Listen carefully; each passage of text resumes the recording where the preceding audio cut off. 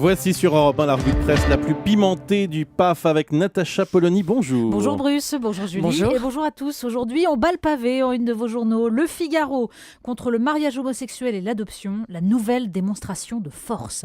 La Croix, ils sont revenus en foule. Et aujourd'hui en France, on fait une secondaire, anti-mariage gay, une manif monstre et des polémiques. Mais la une principale d'aujourd'hui en France revient sur le jugement annulé de la Cour de cassation. Faut-il encore une loi sur le voile ? C'est aussi le bandeau de une de Marianne, la laïcité en danger, un appel pour une nouvelle loi sur les signes religieux. Puis il y a ceux qui ont décidé qu'il fallait quand même pas donner trop d'écho à la manif pour tous, donc Libération, Chypre. L'Europe veut fermer le casino. Alors on commence malgré tout par cette manifestation. D'abord les chiffres, non ? Oui, parce que justement, les chiffres sont intéressants. Le Parisien aujourd'hui en France décrypte les choix des évaluations. C'est assez simple. Pour les organisateurs, 1,4 million, c'est un peu plus que la dernière fois. Pour la police, 300 000, c'est un peu moins que la dernière fois. La vérité, elle, n'a rien à faire dans cette histoire.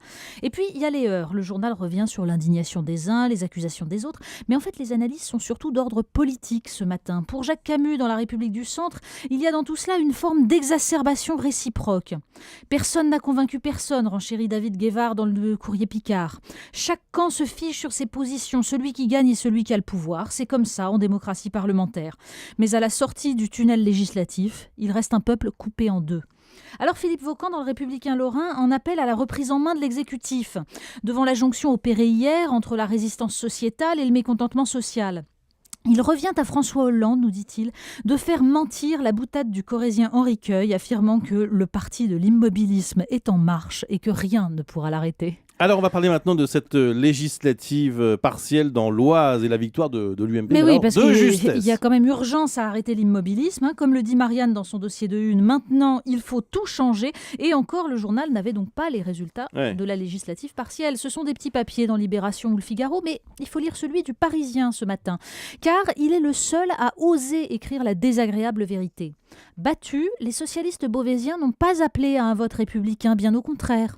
Résultat, l'électorat de gauche qui s'est déplacé pour voter hier soir, notamment dans le quartier sensible du Plateau Saint-Jean, a plutôt fait confiance au FN qu'à l'UMP.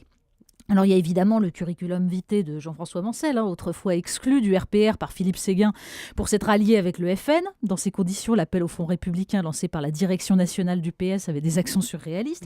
Mais il y a surtout le refus des consignes de vote qui s'appuient sur l'idée d'un vote autoproclamé républicain contre un vote supposé populiste.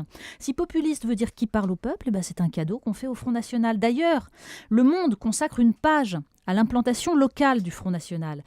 Dans une interview, le démographe Emmanuel Todd estime que le FN a une marge de progression limitée, cantonnée aux zones rurales. Les jeunes diplômés en cours d'appauvrissement, nous dit-il, continuent à voter à gauche, certes, mais pour combien de temps ? Dans l'Oise, en tout cas, ils sont beaucoup à avoir voté FN. Alors, on parle maintenant de Jean-Luc Mélenchon qui a fait l'événement hier avec ses déclarations. Oui, populiste aussi, Jean-Luc Mélenchon. Et maintenant, antisémite. Alors, il y a ceux qui estiment, comme Jean-Michel Helvig dans La République des Pyrénées, qu'il fait le jeu de la droite. L'extrême gauche ne doit pas être autre chose qu'un gentil allié du PS. Il y a ceux qui dénoncent, comme Dominique Garot dans la Charente libre, l'hystérisation des attentes de la société, la dénonciation des boucs émissaires et la surenchère populiste. Et puis il y a Paul-Henri Dulimbert en une du Figaro qui reprend l'accusation d'antisémitisme. Une occasion évidemment de dénoncer l'alliance entre la gauche et l'extrême gauche et d'appeler à un cordon sanitaire autour des communistes. C'est très tactique, il s'agit de faire un parallèle avec le Front National pour éviter à la droite de perdre toutes ces triangulaires. Sophie Dravinel dans son article précise que le parti de gauche a d'ores et déjà répondu à l'accusation. Les antisémites, ce sont ceux qui pensent juifs lorsqu'on parle finance internationale. Elle rappelle surtout le fond du débat, selon Mélenchon. Le rapport à la patrie de dirigeants qui ont depuis longtemps sacrifié cette idée à la construction d'une Europe technocratique qui impose ses lois au peuple. Ceux qui ne sont pas convaincus pourront lire les pages de Libération sur Chypre. Jean Quatremer, d'ailleurs, cite les propos de Joschka Fischer, ancien ministre des Affaires étrangères allemand, sur l'isolement progressif. C'est assez intéressant, sur l'isolement progressif de l'Allemagne.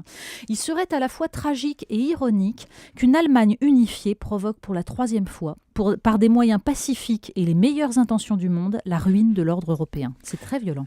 Une nouvelle publication. Mais oui, pour ceux qui ont décidé que les appels au patriotisme économique n'étaient pas forcément populistes, on leur conseille la lecture d'un nouveau magazine, Made in France. C'est le titre, Made in France. Oui, c'est le titre du magazine. Tout sur le produire français, des TGV à la vodka, tout sur les labels aussi pour s'y retrouver un peu. Et puis le dossier principal, oui, on peut manger français. Alors ne vous fiez pas au homard breton affiché en une, il y en a pour toutes les bourses, parce que c'est surtout une réflexion sur la philosophie des appellations d'origine, l'importance de savoir ce qu'on mange. Donc un des intervenants dit 2 œufs à la coque ultra frais, du pain craquant et du bon beurre. Voilà, c'est formidable, c'est un refus de cet avenir chypriote qui nous guette. Il y a de la vodka française ? Oui, bien sûr, et c'est une grande réussite. Décidément, quelle mauvaise journée pour les Russes. Le clin d'œil du jour. Les confidentiels du Figaro nous apprennent que le cabinet de Christiane Taubira vient de s'enrichir d'une nouvelle personnalité. Bon, il faut dire qu'il y en avait 4 qui étaient partis, ça commençait à faire beaucoup. Donc la nouvelle DIRCAB, Christine Maugué, conseillère d'État, a notamment exprimé autrefois son opposition farouche à l'adoption par des couples homosexuels. Elle s'élevait contre le droit à l'enfant. Alors on ne sait pas si elle a manifesté hier, mais heureusement que le texte a été voté à l'Assemblée, comme ça va améliorer les relations au ministère de la Justice. Il n'y a plus qu'à éviter les discussions gênantes.